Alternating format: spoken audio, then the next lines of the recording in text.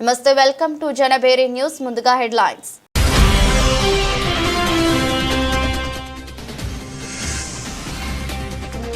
ఏపీలో మొంతా తుఫాను బీభత్సం. ఏపీ తీరాన్ని దాటిన తీవ్ర తుఫాన్ మొంతా పలు జిల్లాల్లో విధ్వంసం.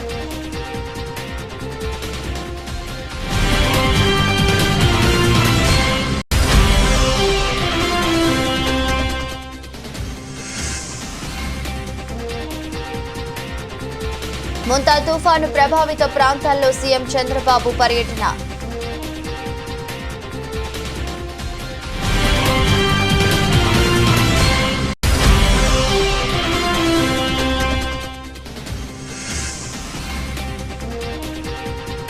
తుఫాన్ నేపథ్యంలో మచిలీపట్నం పర్యటించిన విద్యుత్ శాఖ మంత్రి గొట్టిపాటి రవి.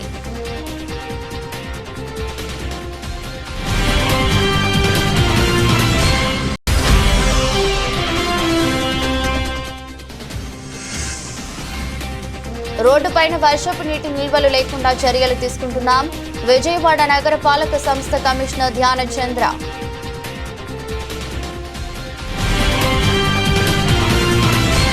ఏపీలో మొంతా తుఫాను బీభత్సం సృష్టించింది. బుధవారం తెల్లవారుజామున రాష్ట్ర తీరాన్ని దాటిన ఈ తుఫాను పెను విధ్వంసం సృష్టించింది. ఈ ఘటనలో 2 మృతి చెందగా వేలాది ఇళ్లు, పంటలు, విద్యుత్ టవర్లు దెబ్బతిన్నాయి. తుఫాను దాటికి జనజీవనం పూర్తిగా స్తంభించిపోయింది.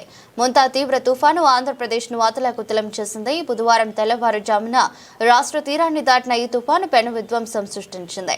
భారీ గాలులకు చెట్లు, విద్యుత్ స్తంభాలు నెలకొరిగాయి.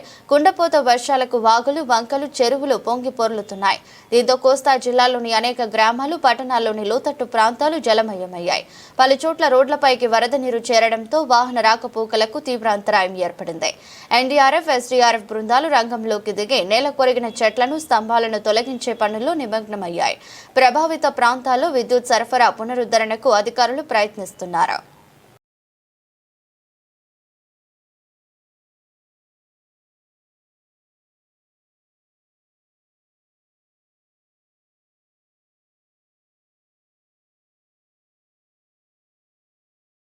కోస్తాంధ్రపై మొంతా తుఫాను బీభత్సం సృష్టిస్తోంది. తుఫాను ప్రభావంతో ఏపీలోని పలు జిల్లాలు అస్తవ్యస్తంగా మారాయి.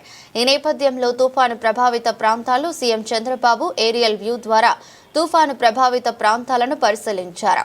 ఆంధ్రప్రదేశ్పై బంగాళాఖాతంలో ఏర్పడిన మొంతా తుఫాను తన ప్రతాపాన్ని చూపిస్తోంది. ముఖ్యంగా కోస్తాంధ్రపై బీభత్సం సృష్టిస్తోంది. తుఫాను ప్రభావంతో కోస్తాంధ్రలోని పలు జిల్లాలు అస్తవ్యస్తంగా మారాయి. తీర ప్రాంత ప్రజలు బిక్కుబిక్కుమంటూ బ్రతుకుతున్నారు. ఉదయం నుంచి ఎడతెరపి లేకుండా ఈదురుగాలులతో కూడిన అతి భారీ వర్షం కురుస్తూనే ఉంది. లోతట్టు ప్రాంతాల్లో పలు గ్రామాలు పూర్తిగా జలమయమయ్యాయి. బాధిత కుటుంబాలు పునరావాస కేంద్రాల్లో తలదాచుకుంటున్నారు. హై అలర్ట్ లో ఉన్న అధికారులు తుఫాను ప్రభావాన్ని పర్యవేక్షిస్తున్నారు. కాగా సీఎం చంద్రబాబు ఏరియల్ వ్యూ ద్వారా తుఫాను ప్రభావిత ప్రాంతాలను పరిశీలించారు. బాపట్ల, అవనిగడ్డ, నాగాయలంక, కోడూరు, నర్సాపురం ప్రాంతాల్లో ఏరియల్ సర్వే ద్వారా నష్టాన్ని అంచనా వేశారు. అక్కడి నుంచి నేరుగా అమలాపురం వెళ్లి పంట దెబ్బతిన్న రైతులను, నష్టపోయిన బాధితులను పరామర్శించారు.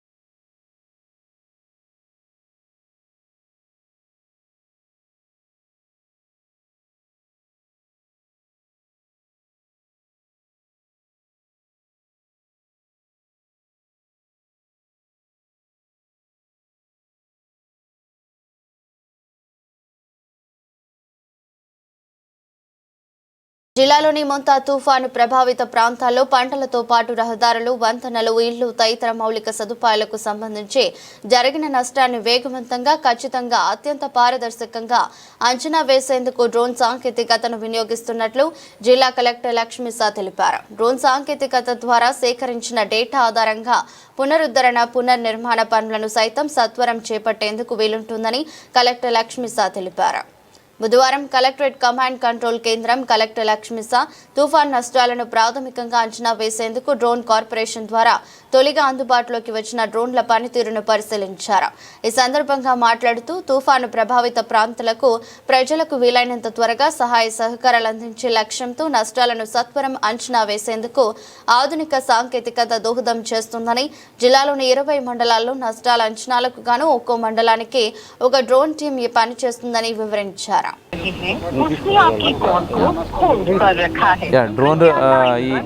డ్రోన్స్ ని కూడా సైక్లోన్ డ్యామేజ్ ఎస్టిమేట్లో అలాగే ప్రిలిమినరీ ఎస్టిమేట్లో వాడుతున్నాము. గౌరవ ముఖ్యమంత్రి వారి ఆదేశాల మేరకు డ్రోన్ కార్పొరేషన్ వాళ్ళు దాదాపు 20 డ్రోన్స్ నా జిల్లాకి పంపించారు. ఎన్టీఆర్ జిల్లాకి అన్ని మండలానికి ఒక టీం పంపిస్తున్నాము. వాళ్ళు ముఖ్యంగా అక్కడికి వెళ్ళిన తర్వాత అన్ని ఏరియాలని ఫ్లై చేసి అక్కడ క్రాప్ డ్యామేజా లేదా రోడ్ ఏమైనా డ్యామేజ్ అయిందా, వాటర్ బాడీ ఎక్కువ పొంగిందా లేదా బిల్డింగ్స్ డ్యామేజ్ అయ్యాయి, ఇటువంటివి అలాగే ఎలక్ట్రికల్ లైన్ డ్యామేజ్ అయ్యాయి అనేది కూడా మనకు ప్రిలిమినరీగా అంచనా చెప్తారు. దాన్ని బట్టి మనం డీటెయిల్ ఎస్టిమేషన్కి వెళ్తాము. దీని ద్వారా ఏంటంటే త్వరగా మనకి ఇన్ఫర్మేషన్ తెలుస్తుంది, అక్యురసీ ఉంటుంది, టైం తక్కువలో అవుతుంది, పబ్లిక్ కాన్ఫిడెన్స్ పెరుగుతుంది, మనకు కూడా ఒక ప్రూఫ్ ఆఫ్ కాన్సెప్ట్ లాగా ఇది ఉంటుంది. నెక్స్ట్ ఇటువంటి విపత్తుకర పరిస్థితి ఏమైనా జరిగితే ఎలాగ మనం డ్రోన్ వాడచ్చు, దాన్ని ఏ ప్రకారంగా మనము ఆ టెక్నాలజీ వాడుకొని ఎఫిషియన్సీ పెంచుకోవచ్చు అనే దాని మీద ఒక మంచి ప్రూఫ్ అవుతుంది. దీన్ని మంచి పరిణామం మనకు సైక్లోన్ ద్వారా we are learning more subjects and also technology. ఇది ఒక మంచి లెర్నింగ్ కూడా ఉంది మనకు. మనకు 20 టీమ్స్ ఉన్నాయి. ఈరోజు ప్రిలిమినరీ ఎస్టిమేట్ బై ఈవినింగ్ వచ్చేస్తుంది ఈరోజు. సో మిగతాది నెక్స్ట్ 2-3 డేస్లో డీటెయిల్ ఎస్టిమేట్ కూడా చేసేస్తాం. Thank you. ఓకే. సీఎం గారు మీటింగ్, సీఎం గారు టెలికాన్ఫరెన్స్ దాని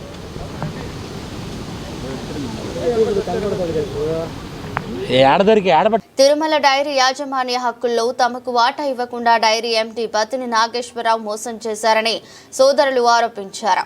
ఆస్తుల పంపకాలలో అన్యాయం జరిగిందని బత్తిని సోదరులు మీడియా సమావేశం ఏర్పాటు చేశారు. తిరుమల డైరీ నుండి రావాల్సిన షేర్స్ తమకు రాలేదని Tirumala dairy managing director Battini Nageswararao సోదరుడు బత్తిని ప్రభాకర్ ఆరోపణలు చేశారు. తమకు న్యాయం చేయాలని పోలీసులు ప్రభుత్వానికి ఆయన విజ్ఞప్తి చేశారు. తిరుమల డైరీలో రావాల్సిన వాటాల గురించి బాధిత కుటుంబ సభ్యులు బందర్ రోడ్డు లబ్బిపేటలోని ఓ హోటల్లో విలేకరుల సమావేశం జరిపారు. ఈ సందర్భంగా Tirumala dairy managing director Battini Nageswararao సోదరుడు బత్తిని ప్రభాకర్ మాట్లాడుతూ 1995లో ప్రకాశం జిల్లా వెల్లల చెరువు వద్ద తిరుమల డైరీని మా నాన్న కోటేశ్వరరావు ప్రారంభించారని తెలిపారు. మేము మొత్తం 8 మంది సోదరులమని, తిరుమల డైరీ విషయంలో మా అన్న డైరీ ఎండీ బత్తిని నాగేశ్వరరావు 4 సోదరులను మోసం చేశారని అన్నారు. మా అన్న పేరు మీద ట్రాన్స్ఫర్ అయిన డైరీ షేర్లు ఫోర్జరీ ద్వారా జరిగాయని వెల్లడించారు. మా సోదరులకు ఆస్తి సమాన భాగంగా పంపిణీ చేయలేదన్నారు. తిరుమల డైరీలో రావాల్సిన షేర్లు మా 4 సోదరులకి దక్కలేదన్నారు. దీనిపై పోలీసులకు ఫిర్యాదు కూడా చేసినట్లు తెలిపారు. మా తండ్రి నుంచి రావాల్సిన వారసత్వ ఆస్తిని కూడా నాగేశ్వరరావు మోసపూరితంగా తనకు మళ్లించుకున్నారని ఆరోపించారు. శివప్రసాద్ అనే సోదరుడు తనకు తిరుమల డైరీలు రావాల్సిన 16,500 షేర్ల కోసం 2000 సంవత్సరంలో నోటీసు పంపారని అన్నారు.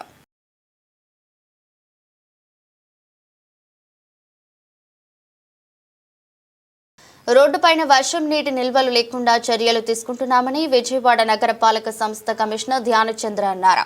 నగరం మొత్తం ప్రత్యేక బృందాలతో తుఫాను ఎదురుగాలుల వల్ల పడిపోయిన వృక్షాలను ఎప్పటికప్పుడు తొలగించాలని అన్నారు.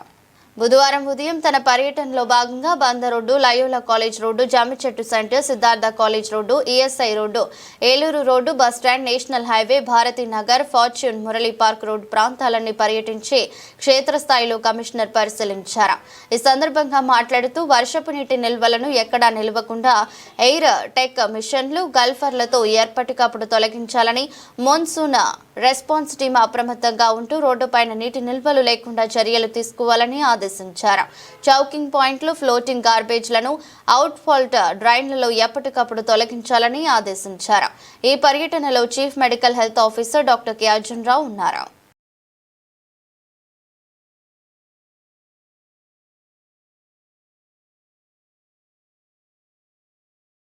ముఖ్యమంత్రి నారా చంద్రబాబు నాయుడు తుఫానును ఎదుర్కోవడానికి యంత్రాంగాన్ని అద్భుతంగా సమాయత్తం చేశారని ఎన్టీఆర్ జిల్లా ఇన్ఛార్జి మంత్రి సత్యకుమార్ యాదవ్ అన్నారు. చంద్రబాబు ముందస్తు చర్యల వల్లే ముప్పు నివారించగలిగామని చెప్పారు.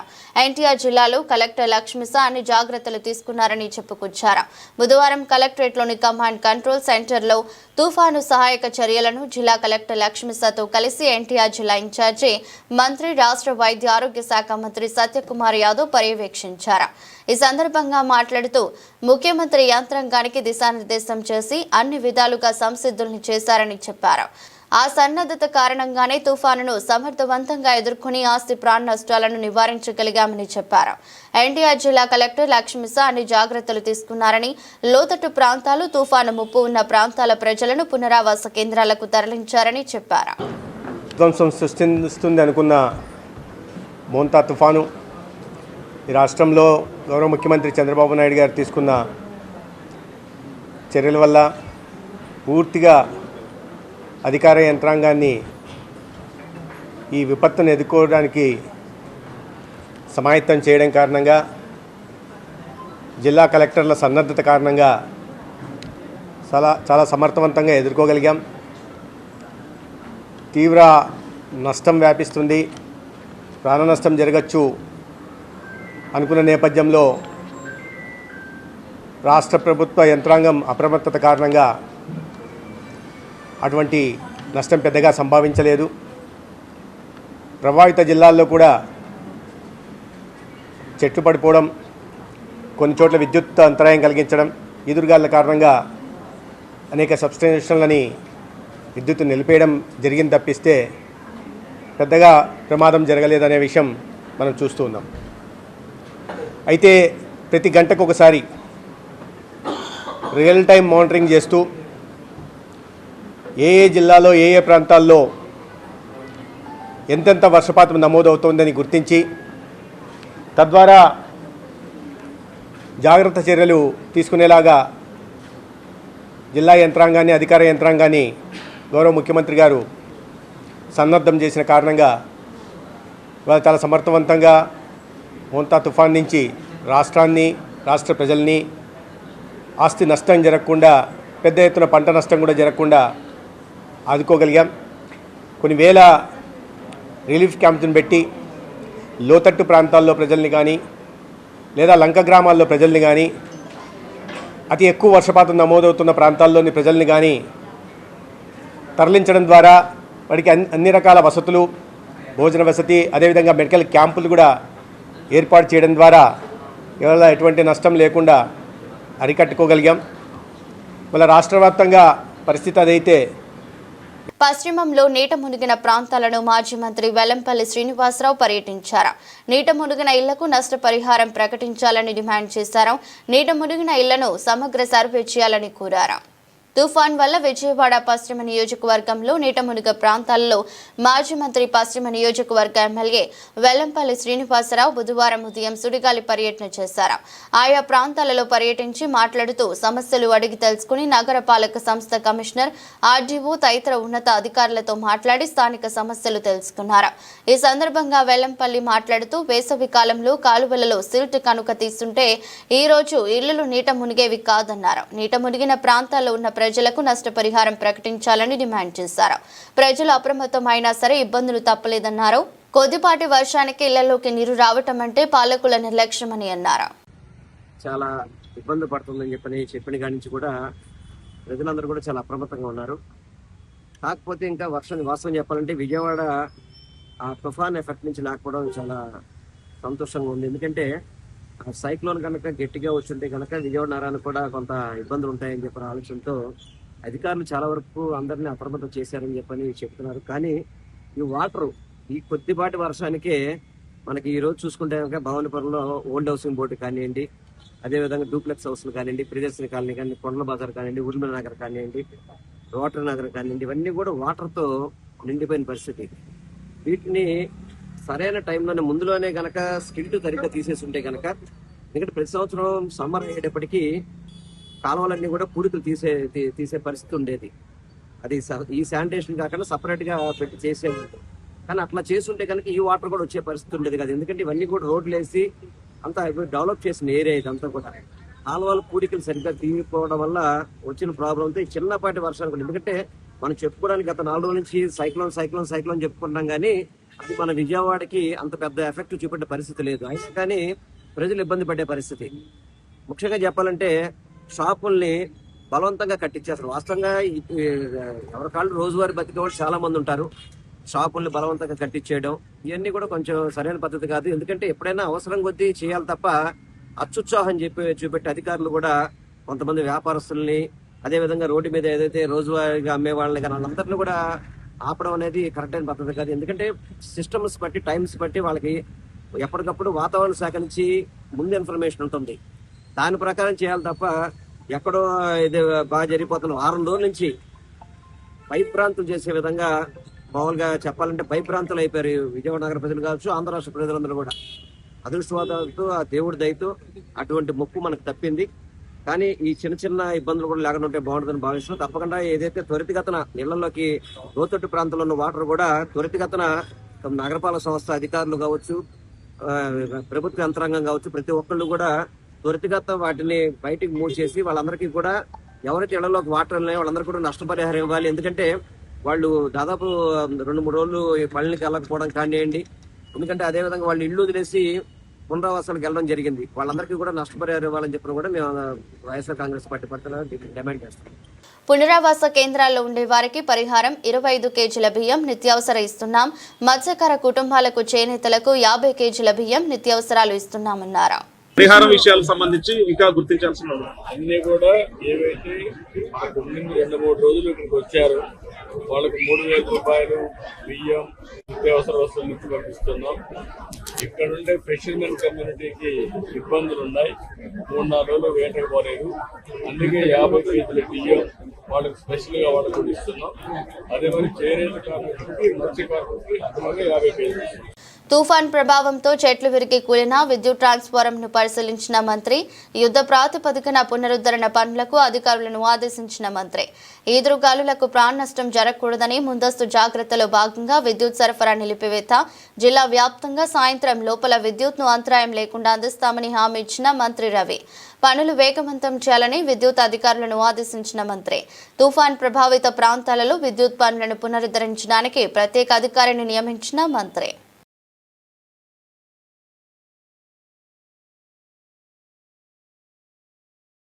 మోపిదేవి మండలం మోపిదేవి లంక, నాగైతిప్ప గ్రామాల్లో పర్యటించి మొంతా తీవ్ర తుఫాన్ కారణంగా నిన్న రాత్రి కురిసిన వర్షాలకు గాలికి దెబ్బతిన్న అరటి తోటలను, పంట పొలాలను పరిశీలించి పంట నష్టం గురించి అడిగి తెలుసుకుని రైతులను పరామర్శించిన అవనిగడ్డ నియోజకవర్గం మాజీ శాసనసభ్యులు, వైఎస్ఆర్ కాంగ్రెస్ పార్టీ సమన్వయకర్త, రైతు విభాగం regional working president Simhadri Ramesh బాబు.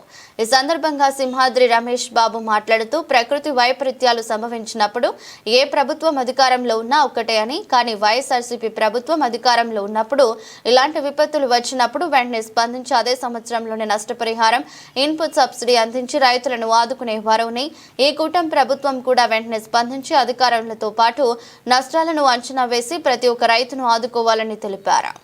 మన ప్రభుత్వంలో ఏం చేసేవాళ్ళంటే ఇన్పుట్ సబ్సిడీ వెంటనే రిలీజ్ చేసేవాళ్ళు అదే సంవత్సరం. ఇప్పుడు కూడా తక్షణం ఈ లెక్కలు తీసి తర్వాత ఎన్ని జాగ్రత్త చేయమని కోరుకుంటున్నాం. 50వ డివిజన్ గొల్లపాలెం గట్ట ఒడుగువారి వీధిలోని డోర్ నంబర్ 6-13/2, 19/2 చెక్క వీరమ్మ గారింటి రిటైర్ వాల్ ధ్వంసమై ఆస్తి నష్టం సంభవించింది. ప్రమాద స్థలాన్ని పరిశీలించిన సిపిఐ నాయకులు, నగర కార్యదర్శి జి కోటేశ్వరరావు, కార్యదర్శి వర్గ సభ్యుడు తాడి పైడయ్య, డివిజన్ పార్టీ కార్యదర్శి మూకా దుర్గారావు, స్థానిక పార్టీ నాయకులు. గత 2 రోజులుగా విస్తారంగా కురుస్తున్నటువంటి వర్షాలకి, తుఫాను ప్రభావంతో 50వ డివిజన్ ఒడుగువారి వీధిలోని డోర్ నెంబర్ 6-13-19/2 ఇల్లు, వీరమ్మ గారి ఇల్లు కూలిపోయింది. సప్తా మొత్తం కూడా కూలిపోయి మొత్తం కూడా ఇంట్లో ఉన్నటువంటి సామాగ్రి మొత్తం కూడా ధ్వంసమైనటువంటి పరిస్థితి ఉన్నది. కాబట్టి అధికారులు ఈ సందర్భంగా సిపిఐగా విజ్ఞప్తి చేసేది, కొండ ప్రాంతాల్లో పటిష్టవంతమైనటువంటి రిటైనింగ్ వాల్స్ నిర్మాణం చేపట్టడం, అలాగే గుబురుగా పెద్దగా పెరిగిపోయినటువంటి చెట్లు, చాలా ప్రమాదకరంగా ఉన్నటువంటి చెట్లను తొలగించేటటువంటి దానికోసం చర్యలు చేపట్టాలని చెప్పి ఈ సందర్భంగా చెప్పేటటువంటిది, ప్రమాదం సంభవించేటటువంటి సందర్భంలో అధికారులు అప్రమత్తమై వారికి సహాయక చర్యలు చేయటంలో నిమగ్నమవుతూ ఉన్నారు. అలాగే రిహాబిలిటేషన్ సెంటర్స్ ఏర్పాటు చేయడంలో చేస్తూ ఉన్నారు.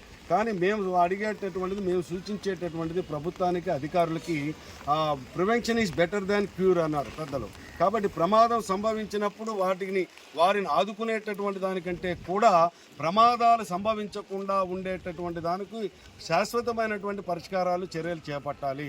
అంటే ప్రధానంగా కొండ ప్రాంతాల్లో రిటైనింగ్ వాల్స్తో పాటు మురుగునీరు పారుదలయ్యేటటువంటి డ్రైనేజ్ వ్యవస్థ సరిగ్గా లేకపోవటం వలన ఆ డ్రైనేజీలో వచ్చేటటువంటి వాటర్ కొండ చెరువుల్లోకి వెళ్ళిపోవటం వలన తరచూ కూడా సాయిల్ అంతా కూడా మెత్తబడిపోయి ఇలా వర్షాలు వచ్చినప్పుడు అదంతా కూడా ఇళ్ల మీద పడేటటువంటి పరిస్థితి ఉన్నది. కాబట్టి తక్షణమే నగరపాలక సంస్థ అధికారులు ఈ విపత్తుని, ఈ తుఫాన్ని జాతీయ విపత్తుగా భావించి కేంద్ర ప్రభుత్వం, రాష్ట్ర ప్రభుత్వానికి తగు మోతాదులో నిధులు కేటాయించడం వలన నగరపాలక సంస్థకి నిధులు రాబట్టడం ద్వారా కొండ ప్రాంతాల్లో ఉన్నటువంటి నివాసిత ప్రాంతాల్లో డ్రైనేజ్ వ్యవస్థను మెరుగుపరచడం, రిటైనింగ్ వాల్స్ నిర్మాణం చేయటం, అలాగే ప్రమాదపరితంగా ఉన్నటువంటి చెట్లను, పెద్దగా మానులై ఉన్నటువంటి చెట్లను తొలగించడం ద్వారా ఈ రకమైనటువంటి ప్రమాదాలు నివారించేటటువంటి దానికి శాశ్వతమైనటువంటి చర్యలు చేపట్టాలని ప్రభుత్వ అధికారులని ఈ సందర్భంగా సిపిఐగా కోరుతా ఉన్నాం. ఈ రోజున ప్రమాదం సంభవించినటువంటి 50 డివిజన్లో ఈ ఒడుగువారి వీధిలో చెక్కా వీరమ్మ గారి యొక్క ఇంటి మొత్తం కూడా ధ్వంసం అయిపోయింది. వారిని ఆర్థికంగా డిజాస్టర్ నుంచి వచ్చేటటువంటి నిధులతోటి ఆర్థికంగా వారికి ఇల్లు కట్టుకునేటటువంటి దానికి ప్రభుత్వం చర్యలు చేపట్టాలనేటటువంటిది ఈ సందర్భంగా సూచిస్తూ, ప్రభుత్వం చేసేటటువంటి సహాయక చర్యలు నిమగ్నమయ్యేటటువంటి దాంట్లో మేము ఈ సందర్భంగా అభినందిస్తూ, శాశ్వతమైనటువంటి పరిష్కారానికి చర్యలు చేపట్టేటటువంటి దానికోసం ఈ విపత్తు ముగిసింగానే ఇమీడియట్గా కొండ ప్రాంతాల్లో ఒక సర్వే చేసి ప్రమాదభరితంగా ఉన్నటువంటి ప్రాంతాలని ఇమీడియట్గా రక్షణ కవచాలుగా ఉన్నటువంటి రిటైనింగ్ వాల్స్ నిర్మాణానికి చర్యలు చేపట్టాలనేటటువంటిది ఈ సందర్భంగా విజ్ఞప్తి చేస్తూ, వీరిని ఆర్థికంగా ఆదుకోవాల్సిందిగా, చెక్కా వీరమ్మ గారి కుటుంబాన్ని ఆర్థికంగా ఆదుకోవాల్సిందిగా ఈ సందర్భంగా ప్రభుత్వాన్ని, నగరపాలక సంస్థ అధికారులను కూడా కోరుతాం. పలు జిల్లాల్లో వరి, ఉద్యాన పంటలు దెబ్బతిన్నాయి. తుఫాను ప్రభావంతో నష్టపోయిన ప్రతి రైతుకు ప్రభుత్వం అండగా ఉంటుందన్నారు. రాష్ట్రం మొత్తం మీద శ్రీకాకుళం నుంచి తిరుపతి వరకు మోస్ట్ ఎఫెక్ట్ అయిన తుఫాన్గా ఇది. హైయెస్ట్ ఏ జిల్లాకి ఎక్కువ డ్యామేజ్ జరిగే అవకాశం అంటే రకరకాలుగా ఉంది. వరి పంట కొంతవరకు దెబ్బతినింది, హార్టికల్చర్ పంట కొంత దెబ్బతినింది. కొన్ని జిల్లాల్లో విపరీతంగా వర్షాలు పడ్డాయి. ఈరోజు నెల్లూరు, ప్రకాశం, బాపట్ల దగ్గర, పరచూరు ఆ ఏరియాలో నేను ఏరియల్ సర్వేలు చూశాను. ఎక్కువ నీటితో మొత్తం కూడా ముంపు గురైంది. ఇక్కడికి వచ్చే కొద్దికి గాలి విపరీతంగా వచ్చింది. అది కూడా ఒక 70-75 కిలోమీటర్ స్పీడే వచ్చింది. అదే కానీ ఇంకా ఎక్కువ వచ్చుంటే మన కొబ్బరి చెట్ల కలిసి ప్రమాదం వచ్చేది, ఆ పెను ప్రమాదం తప్పే పరిస్థితి వచ్చేది. అయితే అన్ని కూడా ఎన్యూమరేట్ చేస్తాం. కొంత ఇది నష్టం జరిగింది. కోనసీమ విపత్తి కింద చూడొచ్చు అంటారు. కేంద్రం నుంచి సహకారం ఏ రకంగా? ఇప్పటికే ప్రధానమంత్రి మోడీ కూడా స్పందించారు. అందరూ స్పందించారు. మనం కూడా జాగ్రత్తలు తీసుకున్నాం. ఇక్కడ ఆస్తి నష్టం ఉంటుందో దానిపైన రిపోర్ట్ ఇస్తాం. ఆ రిపోర్ట్ ప్రకారం కృష్ణా జిల్లా అవనిగడ్డ నియోజకవర్గం తుఫాను ప్రభావంతో దివిసీమలో ఈదురుగాలులకు రోడ్లపై విరిగిపడిన భారీ వృక్షాలు నిన్న సాయంత్రం నుంచి విద్యుత్ అంతరాయంలోనే కొనసాగుతున్న కొన్ని గ్రామాలు, తుఫాను దాటికి నాగాయలంకలో నీట మునిగిన బోట్లు, తెగిపోయిన వలలు, యుద్ధ ప్రాతిపదికన జంగిల్ క్లియరెన్స్ పనులు చేపట్టిన అధికారులు. సాంకేతిక లోపంతో అవనిగడ్డ నుంచి వివిధ ప్రాంతాలకు ఆర్టీసీ బస్సులను రద్దు చేసిన డిపో అధికారులు. పలు చోట్ల ధ్వంసమైన పంట పొలాలు, పండ్ల తోటలు, నియోజకవర్గ వ్యాప్తంగా కొనసాగుతున్న పునరావాస కేంద్రాలు, సహాయక చర్యల్లో నిమగ్నమైన అధికారులు.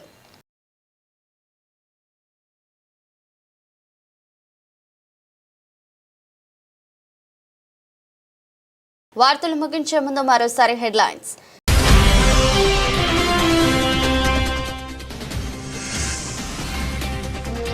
ఏపీలో మొంతా తుఫాను బీభత్సం. ఏపీ తీరాన్ని దాటిన తీవ్ర తుఫాన్ మొంతా, పలు జిల్లాల్లో విధ్వంసం.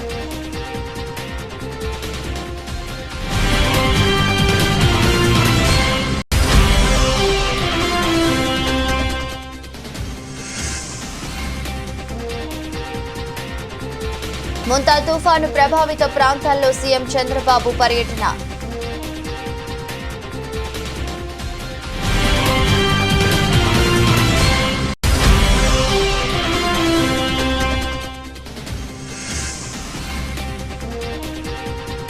తుఫాన్ నేపథ్యంలో మచిలీపట్నం పర్యటించిన విద్యుత్ శాఖ మంత్రి గొట్టిపాటి రవి.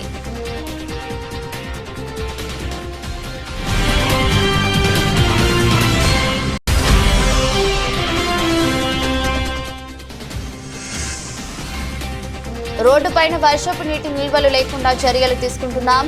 విజయవాడ నగర పాలక సంస్థ కమిషనర్ ధ్యాన చంద్ర.